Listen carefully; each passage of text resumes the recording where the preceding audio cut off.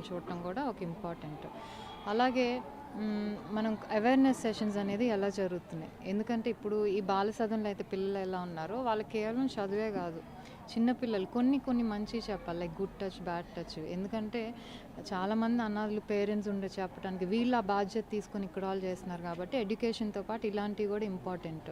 POCSO చట్టాలు కానివ్వండి, లేకపోతే వర్క్ ప్లేస్‌లో లైంగిక వేధింపులు ఇవందరికీ అది ఒక స్కూల్ లెవెల్ నుంచే స్టార్ట్ అవ్వాలనేది మా ఉద్దేశం. సో, మేము ఆ దిశగా వర్క్ చేస్తున్నాము. అలాగే ఇక్కడున్న ఓఎస్సీ స్టాఫ్ కానివ్వండి, విమెన్ అండ్ చైల్డ్ డిపార్ట్మెంట్ వీళ్ళు ప్రతి ఒక్కరు కూడా అవేర్‌నెస్ సెషన్స్ అనేది ఇంకా తీసుకెళ్తున్నా. కొన్ని అన్‌ఫార్చునేట్ ఇన్సిడెంట్స్ ఇంకా జరుగుతున్నాయి. అదేంటంటే ఎస్పెషల్లీ ఆడపిల్లలు ఏంటంటే ఈ ఫ్రెండ్‌షిప్స్, ఇన్‌స్టాగ్రామ్ ఫ్రెండ్‌షిప్స్ ద్వారా కానివ్వండి, ఆన్‌లైన్ సోషల్ మీడియా ఫ్రెండ్‌షిప్స్ వల్ల ఇంట్లో నుంచి వెళ్ళిపోయి ప్రెగ్నెన్సీ తెచ్చుకోవటం, టీనేజ్ ప్రెగ్నెన్సీస్, లేకపోతే ఇంట్లో వేధింపుల వల్ల ఇవన్నీ కూడా జరుగుతున్నాయి. సో, దాన్ని ఏ లెవెల్‌కి అరికట్టొచ్చు అనేది కూడా మనం చూడాలి. అదేంటంటే కాలేజ్, స్కూల్ లెవెల్ నుంచి వాళ్ళకి చెప్తూ ఉండాలి. లైఫ్‌లో ఏది ఇప్పుడు చదువుకున్న ఏజ్, తర్వాత ఏం చేయాలి, అలా స్టెప్ బై స్టెప్ చెప్తుంటే ఎంతో కొంత కొంచెం పర్సంటేజ్ అన్నా తగ్గగలమని ఇది.